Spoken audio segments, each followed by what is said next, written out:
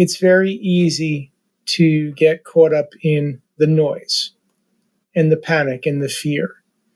And whenever we see turbulence of any form, we always coach our clients, focus on your business, focus on your business. Be mindful. You can be mindful. You can listen and have an ear out, but don't get caught up in the noise or caught up in the panic or the news of the day.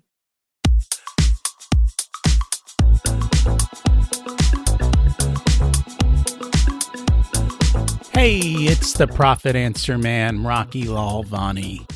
If you're new to the podcast, check out my interview with Mike Michalowicz. It's episode number 2. If you want to hear about each chapter in the Profit First book, go back and listen to episodes 3 through 13. Episode 1 is the why and how. On the Profit Answer Man, we learn money mastery without all the complicated accounting mumbo-jumbo using a simple system. Your accountant is busy documenting your transactions and creating a rearview mirror of what happened. My guess is you don't even look at the reports they sent you. If you're like most business owners, you struggle with this, and it's not your fault.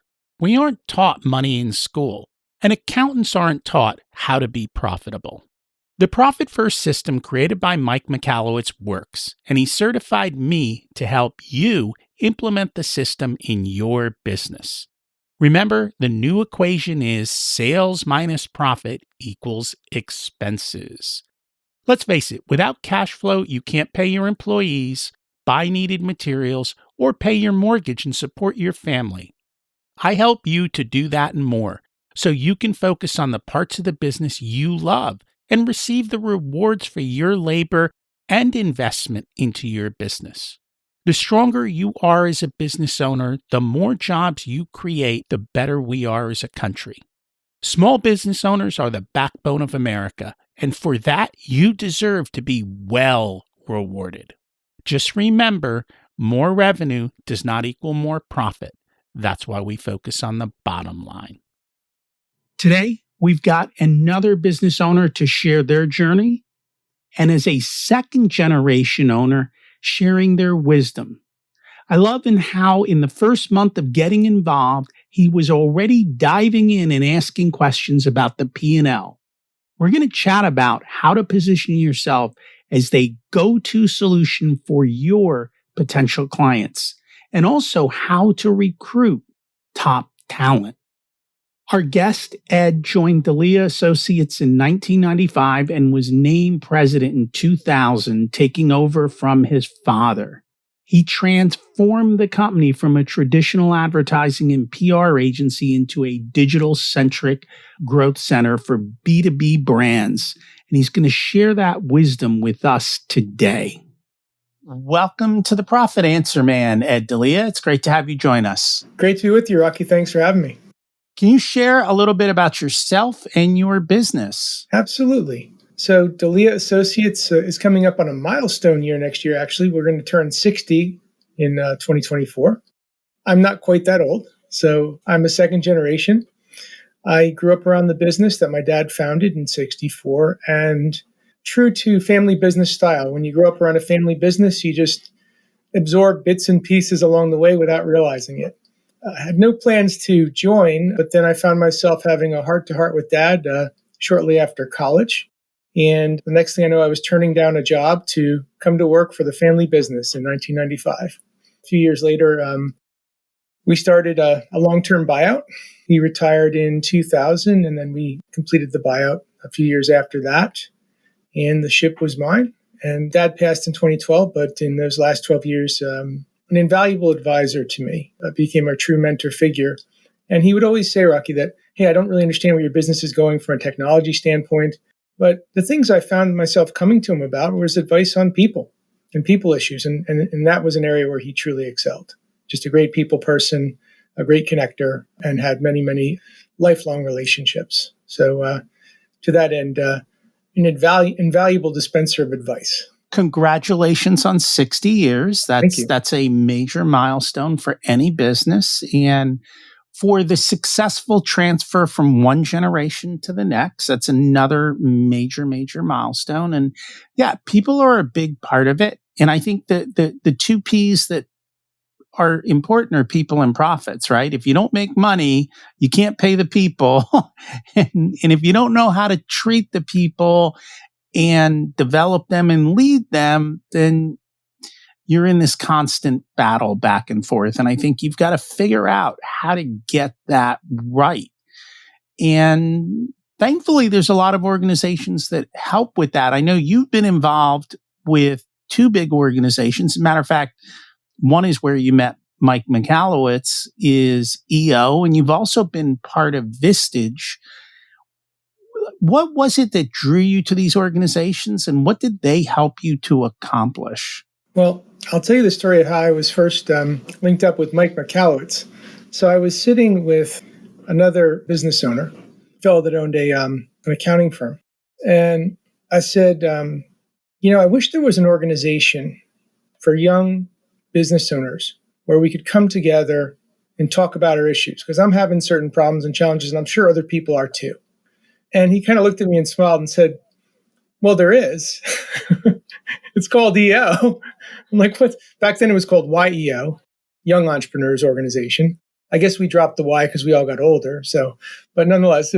And he said, there's this guy, Mike Michalowicz, and another guy, Paul Lewis, because at the time Mike and Paul were working together in a business, a data forensics business. And he said, they're based right in Clinton, which is one town over from, or two towns over from where my company is. And talked to Mike, and he's like, yeah. Mike said, come on by.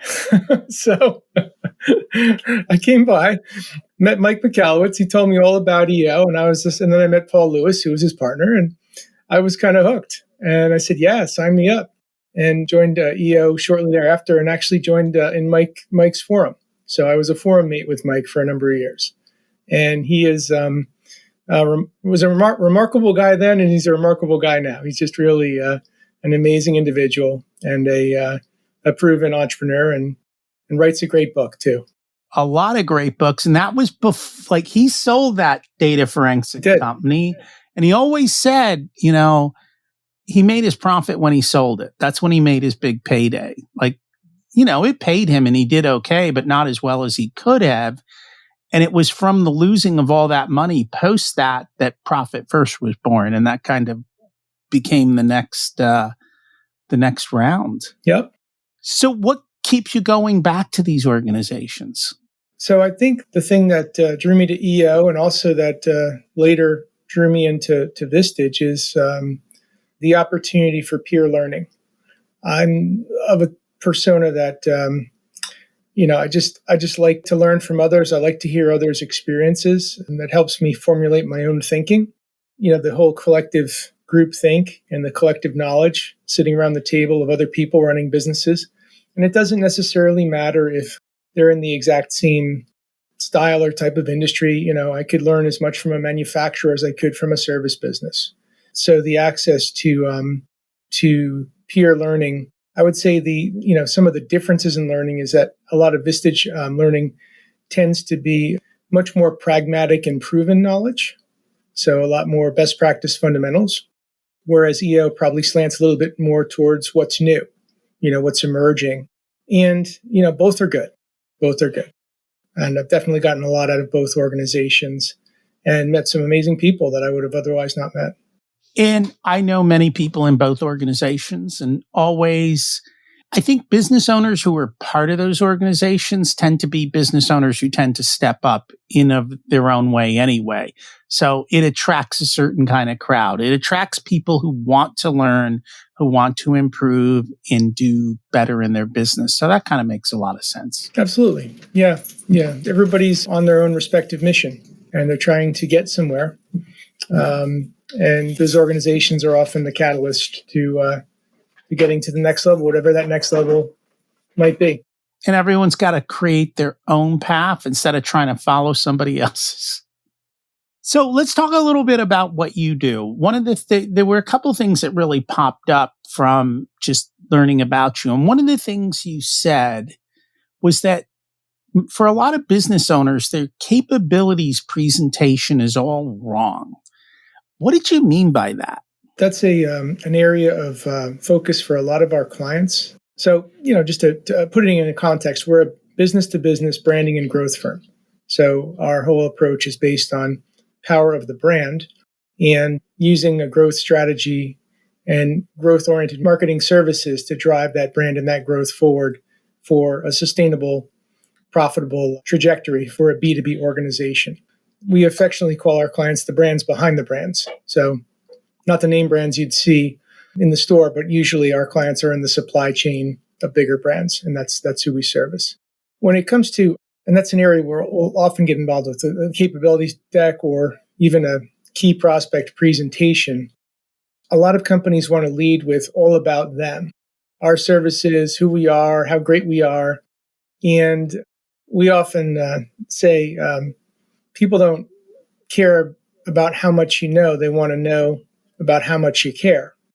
And this style of capabilities presentation that we endorse was through my own learning and my own failing. When I was early in my career, I got a really great prospect meeting, and I was really psyched. And it was a financial services company. They were launching a new division. We had just done something very similar with another company not too long ago. So I'm like, wow, we've got relevant expertise. I'm ready. I'm all psyched. So I go in and I'm showing my capabilities presentation about all our cool stuff and all the things we could do. And the person that invited me in actually said, Ed, I'm going to call timeout. And he actually did one of these. 15 minutes in, Rocky, he calls timeout. He said, Ed, I don't want to waste your time or mine. I don't think we're a fit. And he cut the meeting short. And I was like devastated. It was that, I'm just like, so I'm walking out kind of with my head down. I'm like, oh, I stink and the world stinks. And I called up, I had a sales mentor. His name was Dan. I said, Dan, they chucked me after 15 minutes. And he's like, well, what happened? And then he asked a few questions. He said, did you talk about their pain? I said, well, no. And he said, well, did you address their issues, or did you address what they wanted to accomplish in the call, or why you were there in the first place? I said, no. And he said, well, think about that. And I did. And that's when I realized that I had our capabilities presentation all wrong and upside down. So from then on, we started to model a presentation where we lead with the key issues. What are the pains? And then we map those to how we solve those pains, specifically with case studies.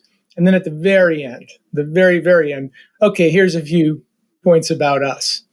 And that became the model that we endorse. And that has helped some of our clients land some major league account opportunities, the likes of Home Depot, Amazon, New York Times, Google, and the like, by virtue of this style of presentation. When you lead with emotion, when you lead with specifically the emotion of pain and demonstrate how you can take away the pain, you immediately build credibility. And then, the ABCs of who you are very secondary. So that's kind of what I mean. A lot of people still roll out, though, and say, here's what we can do, and we do this, and we do that too, and we do these 10 other things, and here's everything we've done for the last 20 years. The prospect doesn't care. They care about their issue on the table and how well qualified and competent you are to address that. So when you do that, you're going to stay in the game. I'm laughing because our entire sales process, people have no idea what to expect when they sign up to do business with us. They have no idea. I've started to get more intentional. Oh, by the way, for the first call, this is what's going to happen, because they have no idea. And I've started to even ask 60 days out, is this what you expected? They're like, I had no idea. Because the whole time we're focusing on them and their business. And just because of our expertise, we understand their financials a lot better than they do. And we're coming to them with questions without them talking, just by looking through their data going, what happened here? Oh, I noticed this. Why do you have that? And so we understand them, I think, sometimes maybe even better than they understand their own businesses. But it all goes from that. And then we're like, hey, by the way, here are cool tools, but what this really does is this, and this is how you're going to have these problems and your pains solved. And then the biggest thing I learned, and when I forget to do this, they don't always sign, is we show them how we can provide a 10x, 100x return on working with us. And we don't guarantee anything, but we make it clear. And when you present it that way, people are like, oh, this is a no-brainer decision. I'm like, yeah, I know. We did that on purpose. So does that tie into this next question, which is, what do most sales professionals get wrong when they present to the prospect for the first time? It sounds like the two of those overlap a lot. Yeah. I often tell biz dev personnel, especially, I'll say younger ones, that it's okay to stop talking. They want to just keep talking and are very uncomfortable with the silence. But, the point is, let the prospect speak, get them talking. And it really doesn't matter if you've got a great presentation deck to show or whatever. If you don't even get past frame one, but you've got your prospect talking about their issues and you're diving deep, you could always send that thing off later or not at all. Because once you get the prospect to open up about, why you're really there and what their issues are, now you're onto something, And then it's a question of, do you have the competency, talent, and can you demonstrate that you can solve the problem on the table? And I think you brought up a great point, Rocky, is that when the other issue, I would say, and again, you see this a little bit more in some of the younger sales professionals, is consistency. And I was certainly guilty of this early in my career. Every now and again, I would say, I'm just going to wing this one. Well, guess what? You can. Honestly, I think you can wing it. But if you're going to wing it, you better have your handful of questions to uncover the pain. So I don't need to know the pain going in the door. But if I ask the right questions and I keep following up, I can uncover the pain to get to the next step. Yeah. But at the same point, people want to do business with people who are excited about them. And so if you don't know the business and you haven't done the research, then they're like, you don't even know who I am. Like, you're saying things that are opposite our values or not what we do. And it's just hilarious. You're right. That does turn people off. Yeah. And even that, that is preparation. That's not winging it. You've done your homework. You've done at least a baseline of homework, enough to formulate some thoughtful questions. I wouldn't call that winging it at all. I think you're coming in with a good amount of preparation. It helps too. As you spend more time in an industry, I've seen B2B organizations since I was, a child. I've been in and out of manufacturing facilities and distribution facilities and conference, so I've seen a lot of different go-to-market models and business models that it helps to get a quick orientation, once you're in a new place. And that there's one thing that I've often heard about when we win an engagement from a competitor. It's, well, they didn't really understand our business, and that's usually the number one complaint in the B2B world is you've got to understand their business and their business model. And that's key. It's funny because before we hit record, we were talking a little, and part of what you talked about, you made a comment that I'm like, oh, that's not normal. In understanding a business model, you were looking at the P&Ls month one. Yeah. Most people don't do that. Most business owners aren't in the numbers to understand their business model up front. Yeah, I remember the first two questions I asked my dad then when I was looking at, and it was August of, I think it was in August. So I was looking at the July figures of 1995. So I'm looking at this P&L, and I've never seen one before, Rocky. So I'm looking at it for the first time. I'm like trying to figure out what the heck this is. I'm like, okay, so this is sales. So this is costs of goods. Okay. And these are expenses. Okay. I get that. And so I look at the very bottom, the last number in the first column for July. I said, hey, Dad, why is this number in parentheses? He said, well, it means we lost money in July. I said, oh. I said, Dad, why is the bigger number next to it also in parentheses? And that was the year to date. He said, well, we've been losing money all year. I said, when were you going to mention this? So in 95. This is why I hired you, son, because I can't afford somebody. So in 95, yeah, we were losing money. I think by virtue of, I'm not going to take all the credit, but coming in, I think also gave dad at the time a bit of an energy booster. And the following year, we turned that around. We turned a small profit. But yeah, we were net negative in 95. And the reality is for many business owners, that is the truth. They tend to spend more than they should. They don't even know halfway through the year, or especially the month after, depending on how good their bookkeeping and their systems and their processes are to track this, to even know, hey, we got a problem, sound the alarms, we got to do something different. And then the second part of that is what you mentioned. If you don't have breathing room, you look at the number, you go to the bottom, oh, that sucked. All right, I got to take care of this emergency. Like, wait a second, take a breath. Let's figure this out. Yeah, especially when you think about a P&L, it's not a future indicator. It's historical. It's over. It's old news. I'm usually looking at my month end numbers somewhere in the first week of the new month. But yeah, that's done. I can't imagine not seeing that data until several weeks or let alone a month later, because the one nice thing about being small is a small company is agile. You can make moves quickly, and those moves can have impact quickly. So if you see that, hey, where we're trending is down, well, you got to make some moves. You got to make some moves. That is correct. And there's a whole bunch. I think this is where people get it wrong. They think the move might be to cut costs. And cost cutting is appropriate when appropriate, but there's a lot of other moves we can make to increase profits besides just the age old thing.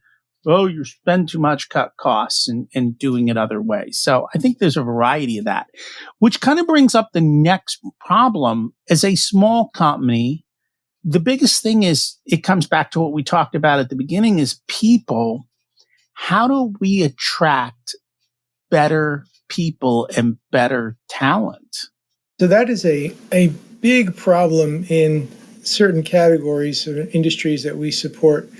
And I'll call out one specifically, manufacturing, especially in some of what I'll call the specialty manufacturing community. So these are smaller, typically privately held manufacturers. And you've got people that are operators in that business that may have been doing that for 20, 30, in some cases close to 40 years. And what I get nervous about is, I see that person and they've got massive amounts of what I'll call tribal knowledge. They know their operation in and out. They've been doing it forever. They know everything one needs to know to operate and function to a high level of ability. And they're getting close to retirement, and there's nobody, next to them ready to take that seat. And that's scary, because when that person finally says, okay, I'm done, who's going to take on that role? So I would say categorically, the manufacturing industry, and I think some of them are starting to get it and wake up to this, and some of our clients we're helping wake up to this, is from a brand standpoint, you don't just have to be attractive to prospects, you have to be attractive to talent.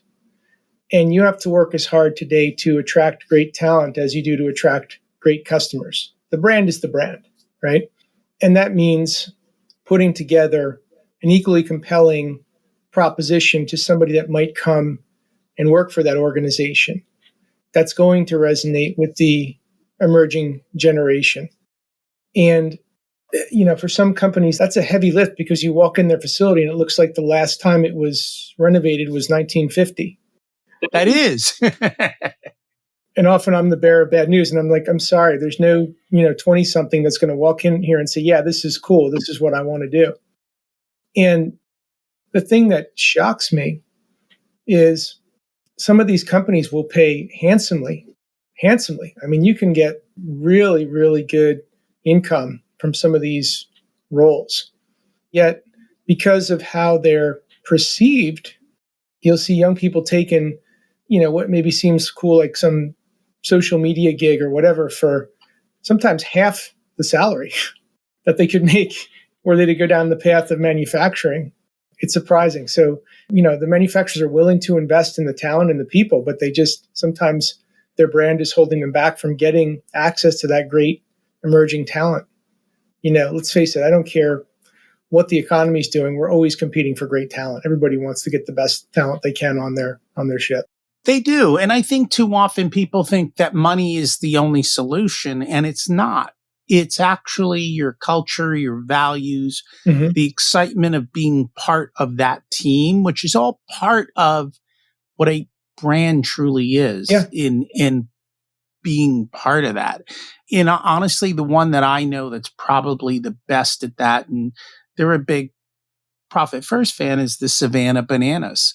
You talk about a company that has built a brand that you've taken minor league baseball that can compete with Major League Baseball, and that people love. Like, they sell out tickets like there's like they don't have problems selling tickets, getting employees, making money. Like, it all happens. But he's built the brand to make it happen, and we cover that in a previous episode with them. But yeah, it's phenomenal. Yeah. Which kind of leads to the next part of it is, how do we stay out of the commodity trap? Because I think that's where everyone ends up if they aren't doing what we're talking about.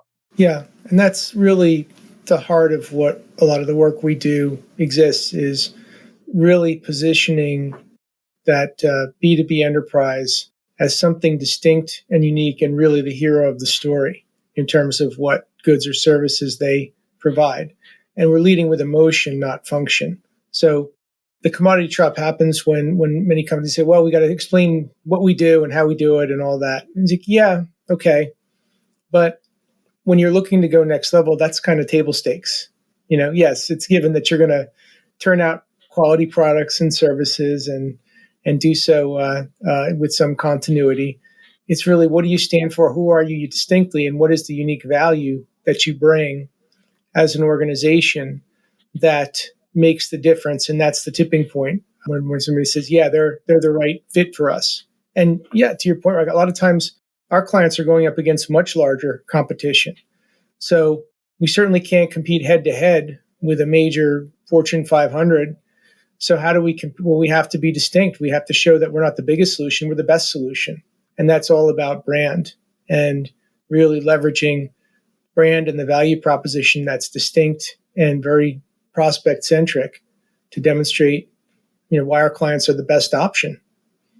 So that's so a lot of companies, especially in manufacturing, fall into that commodity trap, and we look to turn that on its head and say, no, let's lead with brand, let's lead with emotion, and let the function follow. And when you're stuck in that commodity trap, the other half of that and the problem is you've got compressed margins. Mm-hmm. It's what they call red ocean, right? Everyone's fighting in the ocean and there's blood everywhere, is the shark circle. Whereas when you can get out into blue ocean and you're the only one that people want, all of that stuff goes away. And I think a lot of times small business owners might say, well, I can't do that, I'm too small. And I would challenge it, because there's a lot of people who do what I do, but I believe I'm blue ocean in the sense that I bring all my competitors onto the podcast. Tell us how you do it. Sell your stuff. Because I'm not the least bit worried. Either they're going to love me or they're going to love somebody else. And I'm not going to get into the red ocean. Yeah. I'm not going to play that game. And I know that what we do is unique.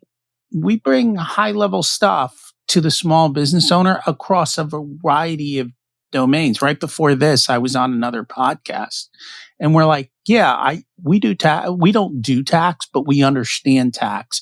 We understand investments. We understand real estate. We understand business finance.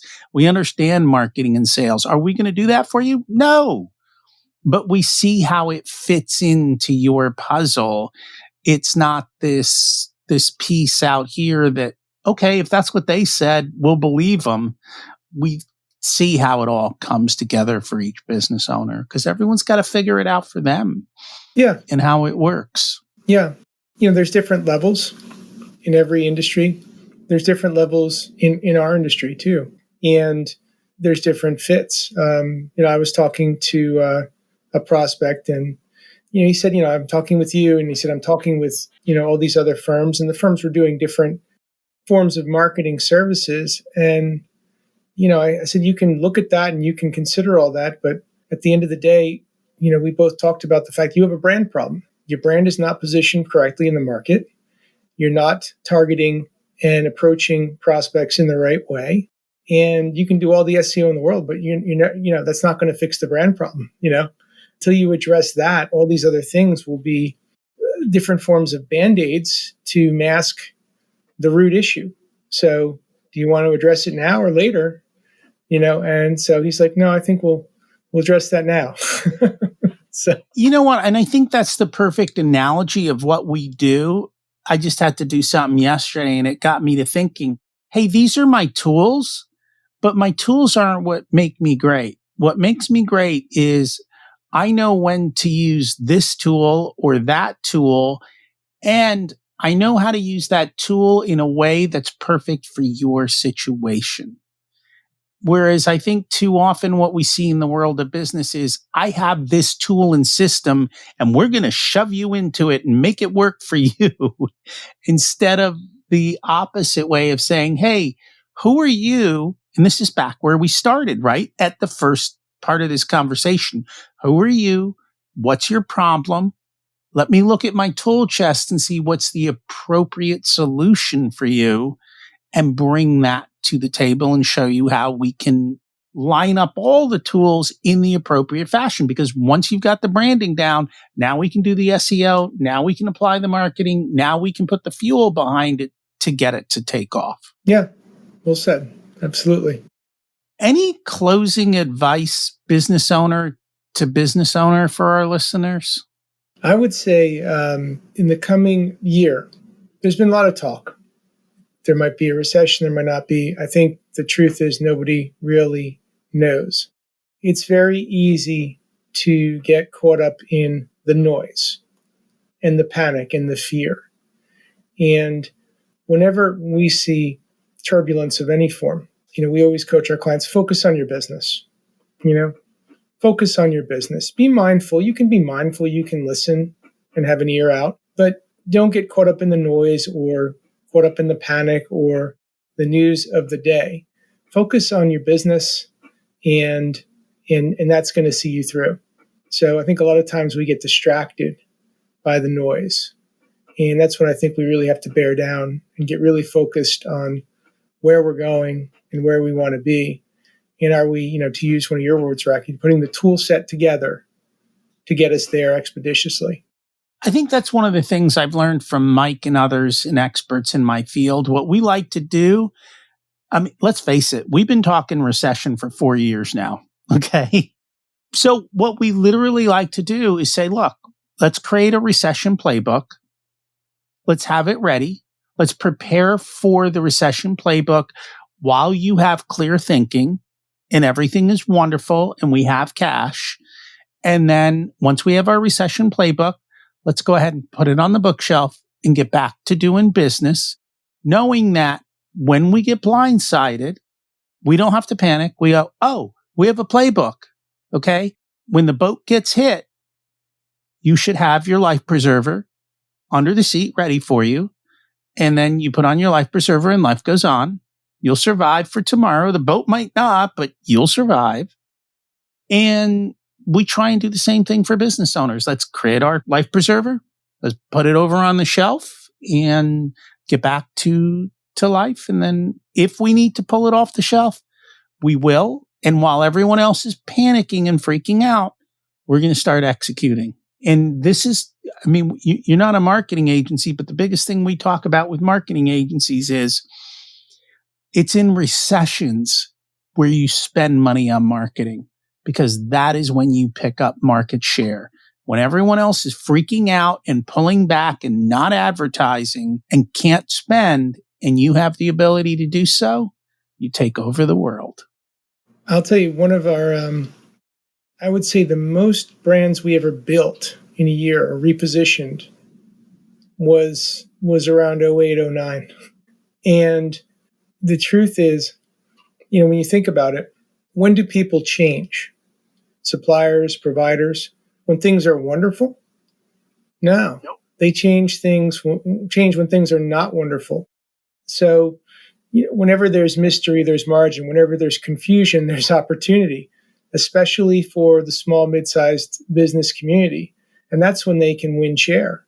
When everybody else is, the larger entities are shedding headcount and consolidating resources. That's when, the small middle market can attack and be aggressive and be bold and win some major new opportunities. So, fortune favors the bold. And in periods like that, if you can be aggressive and nimble, you can win. Your story reminded me of a mentor of mine who said many years ago, and to put it in context, as a second generation business owner for many years, I was just terrified of sinking the ship. I'm like, oh gosh, because I listened to a consultant years ago, Rocky, and he said early in my career after I'd started the buyout, he said, I think he said like 85% of second generation business owners fail. I was like, oh great, thanks. 90% of first generation fail. So you actually had better odds. No one told you that. See, I wish I knew that back then. But I was talking to this mentor of mine, and he said, describe for me your darkest day. And I started to talk to him about, what my darkest day would look like. And he said, okay, now that you've defined it, what can you do to prepare for that day?